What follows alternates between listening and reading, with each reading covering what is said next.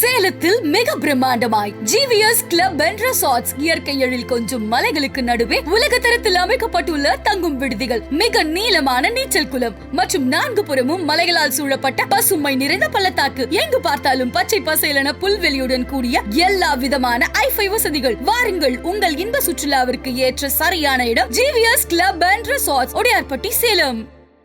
Holidays nale adu namma GT Holidays da. GT Holidays, South India's #1 travel brand. You know you are special when you're with GT Holidays. Thiru Udhayanidhi sir அவர்களுடைய ஜாதகம் எப்படி இருக்கு? இவருக்கு ஒருத்தர் CM deputy CM ஆகுன்னா அவங்க ஜாதகத்தில் பார்த்தீங்கன்னா சந்திரன் செவ்வாய் தொடர்பு இல்லாமல் ஆக வாய்ப்பு இல்லை. இந்த 4 கேந்திரத்தில் இது வலிமையாக அம்சம் இருக்கு. இது யோகம். முக்கியமானது சூரியனுக்கு முன்னும் பின்னும் கிரகம் சந்திரனுக்கு இருந்தா அது பேர் யோகம். சூரியனுக்கு முன்னும் பின்னும் இருக்குன்னு வச்சுக்கோங்களேன், வாசி யோகம் வேசி யோகம் சொல்லுவாங்க. இப்போ இயற்கையாகவே இந்த அம்சம் உண்டு இவருக்கு. சந்திரனுக்கு அடுத்ததுல யோகம் இருக்கு. அப்ப இவருக்கு இத்தனை யோகம் இருக்கு. இப்ப ஜோசியர் சொல்ல இந்த அம்சமா இருக்குன்னு வைங்க ஒரு பேச்சுக்கு. இந்த லக்னமா இருக்குன்னா சந்திரன் 4 திக்பலம், ஒரு திக்பலமா, அடுத்தது சனி 7 2வது திக்பலம். இத்தனை யோகங்கள் இவருக்கு இருக்கிறது என்று மாற்று கருத்து இல்லை. செந்நாகம் இருந்தால், கருநாகம் செந்நாகம் சொல்லுவாங்க. இப்ப செந்நாகம்னா இது, கருநாகம்னா இது.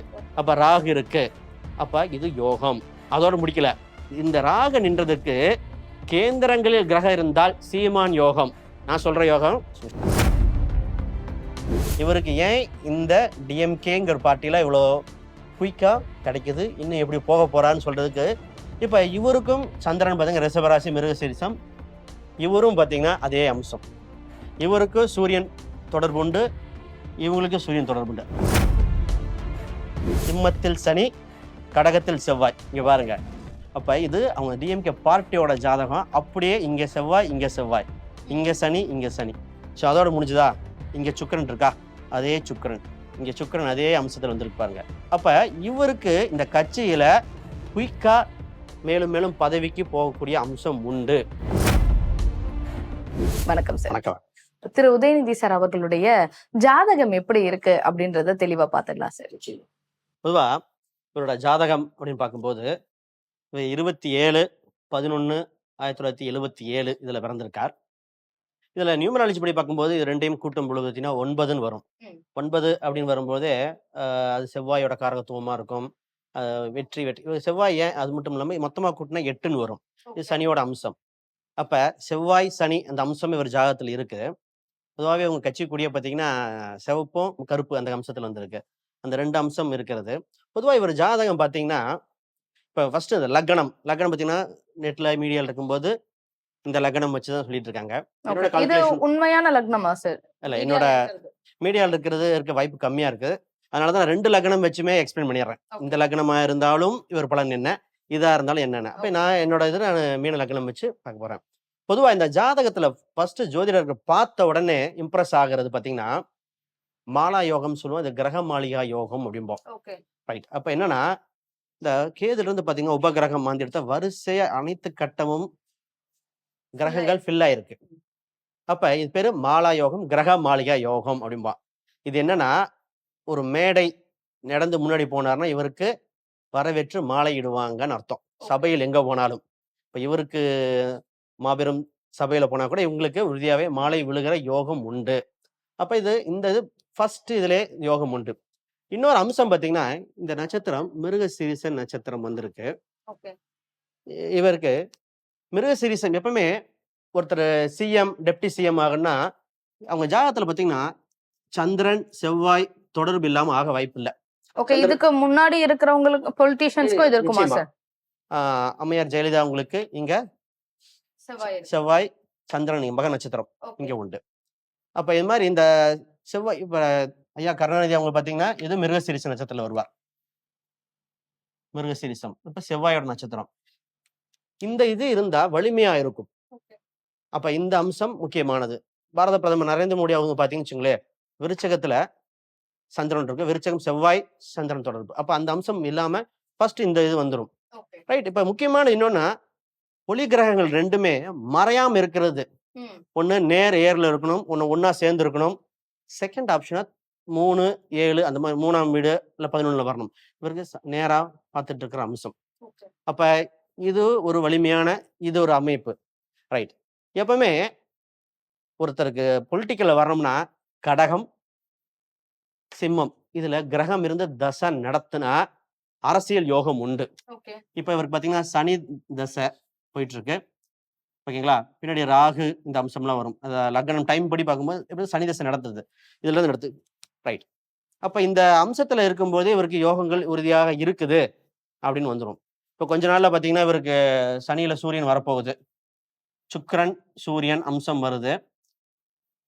இப்ப சூரியன் வரும் பொழுது அது 2026 ஒட்டி அந்த அம்சத்தெல்லாம் வரும். சரி, அதை பத்தி பேசுவோம். அப்ப இது ஃபர்ஸ்ட். இன்னொன்னு இந்த லக்னமா வச்சு ஃபர்ஸ்ட் பேசுறேன். இந்த லக்னமா இருக்குன்னா இந்த 4 கேந்திரம் முக்கியம். 4 கேந்திரத்துல கிரகம் இருக்குது. ஆல்ரெடி சொன்னோம் கிரக மாளிகை யோகம் உண்டு. இந்த இதுல கிரகம் அமைஞ்சிருக்கு 2 இதுலயும். சூரியன் சந்திரன் சமசப்த பார்வை. அமாவாசைய பௌர்ணமியா ஒட்டி பிறந்தவங்களுக்கு யோகம் உண்டு. ரைட். அடுத்தது பாத்தீங்கன்னா இந்த 4 கேந்திரத்துல இது வலிமையாக அம்சம் இருக்கு. இது யோகம். முக்கியமானது சூரியனுக்கு முன்னும் பின்னும் கிரகம் சந்திரனுக்கு இருந்தா அது பேர் யோகம். சூரியனுக்கு முன்னும் பின்னும் இருக்குன்னு வச்சுக்கோங்களேன், வாசி யோகம் வேசி யோகம் சொல்லுவாங்க. இப்ப இயற்கையாவே இந்த அம்சம் உண்டு இவருக்கு. ரைட். சந்திரனுக்கு அடுத்ததுல யோகம் இருக்கு. அப்ப இவருக்கு இத்தனை யோகம் இருக்கு.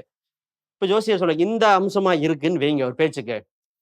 இந்த லக்னம் நம்ம இருக்கு. இது இருந்தாலும் அதுக்கும் எக்ஸ்பிளைன் பண்ணிடுவோம். இந்த லக்னமா இருக்குன்னா சந்திரன் 4ல் திக்பலம். ஒரு திக்பலமா? ரைட். அடுத்தது சனி 7ல் 2வது திக்பலம். அடுத்தது 10 சூரியன் 10ல் 3 திக்பலம். அப்ப இத்தனை யோகங்கள் இவருக்கு இருக்கிறது என்று மாற்று கருத்து இல்லை. புலிப்பாணி ஜோதிடம் இருக்கு. அந்த ஜோதிட நான் பாரம்பரியம் பிருகுநந்தி நாடு இணைச்சுதான் சொல்லிட்டு வரேன். புலிப்பாணி 300 அதுல சித்தர் சொன்ன பாட்டு என்ன வருதுன்னா, ஆமேடம் எருது சுறா கடகம் கன்னி இந்த வீட்டுல செந்நாகம் இருந்தால், கருநாகம் செந்நாகம் சொல்லுவாங்க. இப்ப செந்நாகம்னா இது, கருநாகம்னா இது. அப்ப ராகு இருக்கு. அப்ப இது யோகம். அதோட முடிக்கல. நின்ற ராகு எல்லாத்துக்கும் இந்த அம்சத்தில் இருந்துரும். இந்த ராகு நின்றதுக்கு கேந்திரங்களில் கிரகம் இருந்தால் சீமான் யோகம். நான் சொல்ற யோகம் சீமான், இந்த சீமான் ராஜா வாழ்க்கை வாழ்வார் அப்படிங்கிற அந்த யோகம். இவரோட கிரக மாளிகை யோகம் இதுக்கு முன்னாடி யாருக்கு இருந்திருக்குன்னா, பாரத பிரதமர் முன்னாள் பாரத பிரதமர் நேரு அவங்களுக்கு இருந்தது. அப்ப நேரு அவங்களுக்கு அப்ப அவங்க பாத்தீங்கன்னா பிறக்கும் போதே பெரிய ஃபேமிலியில பிறந்தவர், அவருக்கு பதவிக்கு வந்தாரு. அந்த மாதிரி இந்த ஜாதகம் ஒரு டபுள் ப்ரொமோஷன் சொல்ற மாதிரி ட்ரிபிள் ப்ரொமோஷன் ஜாதகம். இவங்களுக்கு சீக்கிரமாக எல்லாமே கிடைக்கும். சீக்கிரம் தகுதியை வளர்த்து கொள்ற ஜாதகம் அமைப்பு.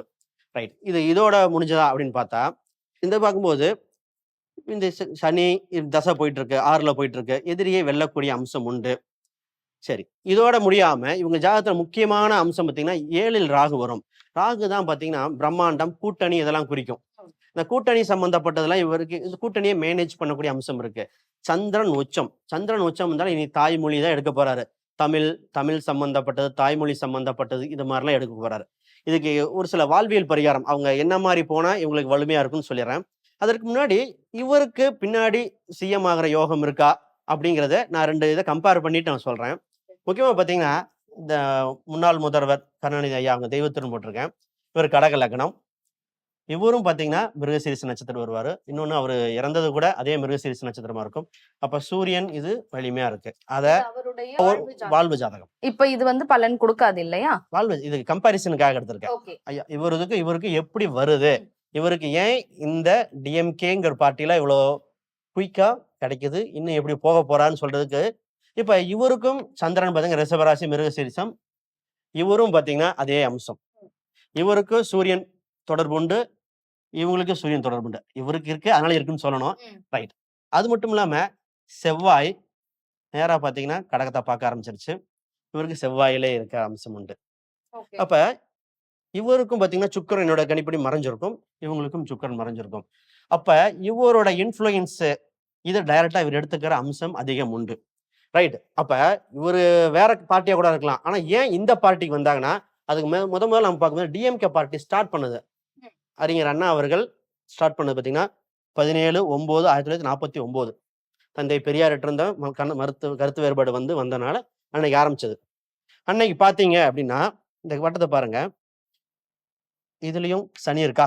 சிம்மத்தில் சனி, கடகத்தில் செவ்வாய். இங்க பாருங்க. அப்ப இது அவங்க டிஎம்கே பார்ட்டியோட ஜாதகம். அப்படியே இங்க செவ்வாய், இங்க செவ்வாய், இங்க சனி, இங்க சனி. ஸோ அதோட முடிஞ்சுதா? இங்க சுக்கிரன் இருக்கா? அதே சுக்கிரன். இங்க சுக்கிரன் அதே அம்சத்துல வந்திருக்கு பாருங்க. ரைட். இவருக்கு கேது ராகு இருக்கும். இங்க ராகு கேது இருக்கும். ராகு கேதுன்னா நாடியில வசிய பொருத்தம் இருக்குமா? திருமண பொருத்தம் போடும்பொழுது வசியம். இந்த அம்சம் உண்டு. சரி. இந்த இடத்துல பாத்தீங்கன்னா குரு இருக்கு. குரு தன் சொந்த வீட்டை பாக்குது. இங்க குரு ஆல்ரெடி இருக்கு. அப்ப இவருக்கு இந்த கட்சியில குயிக்கா மேலும் மேலும் பதவிக்கு போகக்கூடிய அம்சம் உண்டு. ரைட். அப்ப பார்ட்டியை தக்க வச்சக்கூடிய அம்சம் உண்டு. மேல மேல போகிற அம்சமும் உண்டு. எதிரிகள் பிரச்சனைகள் நிறைய உண்டு, இல்லைன்னு சொல்லவே முடியாது. இப்ப இது பாத்தீங்கன்னா அனுசத்துல வரும். அனுசம்ங்கிறது தாமரையை குறிக்கும். இது செவ்வாய் வீட்டுல இருக்கு. இந்த 3ஆம் இடத்தை பாக்குது. இவங்க சிஸ்டர் பேர் பார்த்தீங்கன்னா செந்தாமரைன்னு வரும்னு நினைக்கிறேன். அப்ப இது அவங்க கரெக்டா இந்த கால்குலேஷன் வருது. இவருக்கு செவ்வாய் பாத்தீங்கன்னா நீச்ச பங்கம், வேலை செய்யுமா இல்லையா டவுட் வந்துட்டே இருக்கும். இவர் எல்லா படத்துலையும் பார்த்தீங்கன்னா சரவணன் இருக்கு, பயமேன் சரவணன் தான் வரும். அப்ப இவர் முருகர் பெயர் கொண்டே தான் வந்துருக்கும் நடிக்கிறது எல்லாமே. இப்ப அந்த அம்சம் இது செவ்வாய்க்கு 9ன்னு நம்ம நியூமராலஜி படி. இப்ப இவருக்கு இது அரசியலும் குறிக்கும், சினிமாவையும் குறிக்கும். இது 2ஆம் அதிபதி. அப்ப அரசியல் யோகம் மிக்க ஜாதக அமைப்பு. இது இந்த பார்ட்டில இன்னும் பாப்புலராக போறாருங்கிறது மாற்று கருத்து இல்ல. Okay sir. இப்ப பொதுவான விஷயங்கள் எல்லாமே பார்த்துட்டோம். வரக்கூடிய 2025 இவருக்கு எப்படி சார் இருக்கும்? 2025ங்கிறது இவருக்கு மிகுந்த யோகமா இருக்க போகுது. என்ன ரீசன் அப்படின்னா, கோச்சார குரு இங்க பயணிக்க போறார். இப்ப குரு தன் சொந்த குரு மேலேயே போகும் பொழுது, அது இல்லாம இந்த சுக்கிரன் இங்க பார்க்க போகும்போது, இது மிகுந்த யோகத்தை கொடுக்க போகிறது. இது வலுவா இருக்கும். இந்த குரு கோச்சார குரு வந்து இங்க பார்க்கறதுனால இங்க சனி வர ஆரம்பிச்சிடும். இதே இடத்துல இங்க கேது இங்க பயணிக்க ஆரம்பிச்சிடும். அப்ப இவர்ல குழப்பங்கள் இருந்தாலும் இறுதியா இவர் தான் வின் பண்ண போறாரு.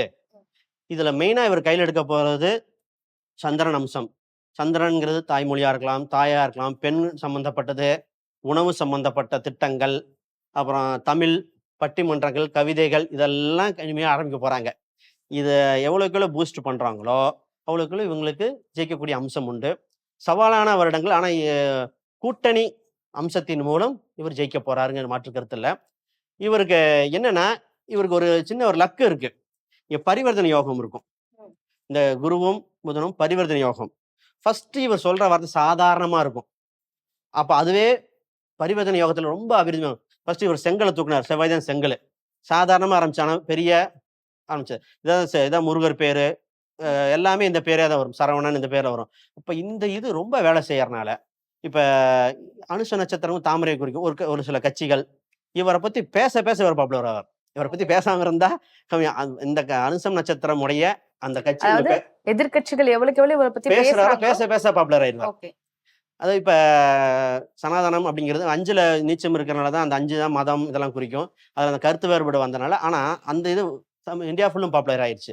ஆக இது மாதிரி இனி வருகின்ற இதுல நிறைய மாநாடுகள், நிறைய இளைஞர்கள் இது சேர்த்துறது, இது மாதிரிதான் நடக்க போகுது. சவாலும் உண்டு, ஆனா இவருக்கு ஈஸியா பீட் பண்ணக்கூடிய அம்சம் இருக்கு. அடுத்தது பாத்தீங்கன்னா இந்த எக்ஸாம், காம்படிட்டிவ் எக்ஸாம், செவ்வாயும் சூரியன் இந்த நீட் எக்ஸாம் வச்சுதான் அடுத்தது பேச போறாங்க. அதுலயும் ஏதோ ஒரு வழிவகைகள் வருகிற அம்சமா தான் இருக்கு.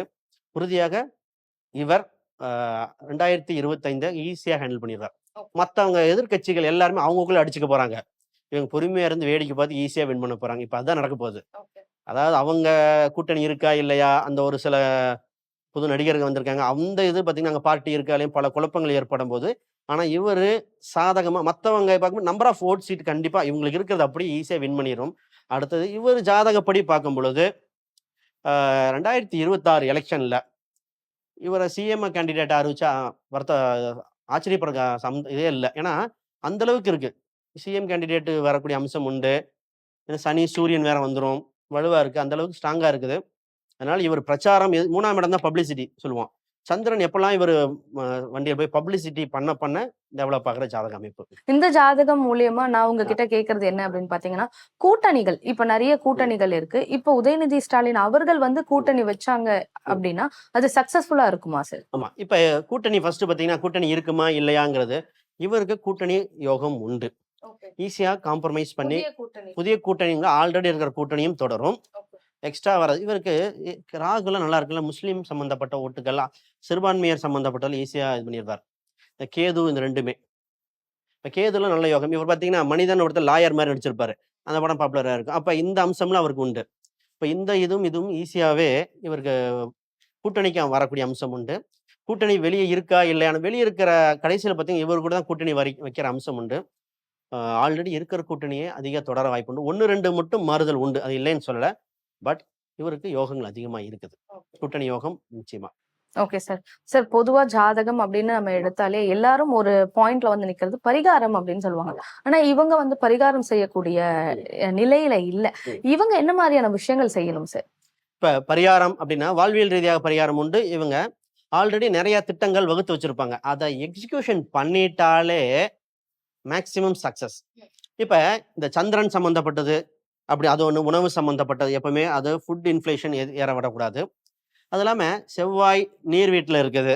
அப்புறம் சிட்டி இந்த சூரியனும் நீர் வீடு. இந்த மலை சம்பந்தப்பட்ட திட்டம், ஏன்னா எல்லாமே நீர் கிரகம் இங்கெல்லாம். இந்த நீர் கிரகம் பார்க்குது. அப்ப எப்பவுமே இது மிகப்பெரிய பிரச்சனையா இருக்கிறது மலை சம்பந்தப்பட்ட அதை கையாளும் முறைகள். மக்களுக்கு போய் சேருதா இல்லையாங்கிறது அது அந்த திட்டத்தை கரெக்டா ஃபாலோ பண்ணிட்டா போதும். அடிக்கடி தொகுதிக்கு, அதாவது அவங்க தொகுதி மட்டும் கிடையாது, தமிழ்நாடு முழுவதும் சென்று வர வேண்டும். அதுதான் இவருக்கு யோகமா இருக்கிற அம்சம் உண்டு. இதுல செவ்வாய் 2 கூடிய அம்சம் உண்டு. செவ்வாய் பார்த்தீங்கன்னா வண்டி வாகனம் டிரான்ஸ்போர்ட் சம்பந்தப்பட்டது. இவர் இந்த கரண்ட் டிரான்ஸ்போர்ட் சம்பந்தப்பட்டது, அப்புறம் அந்த மெட்ரோ ரயில் இந்த திட்டங்களை எவ்வளவு சீக்கிரம் கொண்டு வந்து ஃபுட்டையே கரெக்டா மெயின்டைன் பண்ணிட்டாங்கன்னா இவங்களுக்கு அடுத்தது சூப்பர் வாய்ப்பா இருக்கு. ஆக மொத்தம் இதை கண்டிப்பா செஞ்சே ஆகணும். அடுத்த காம்படிஷன் இதுல இதுதான் மெயினா இருக்கு. Okay sir. திரு உதயநிதி அவர்களுடைய ஜாதகம் வந்து எப்படி இருக்குன்னு எனக்கு ரொம்ப விளக்கமா சொன்னீங்க. ரொம்ப நன்றி சார். ரொம்ப நன்றி.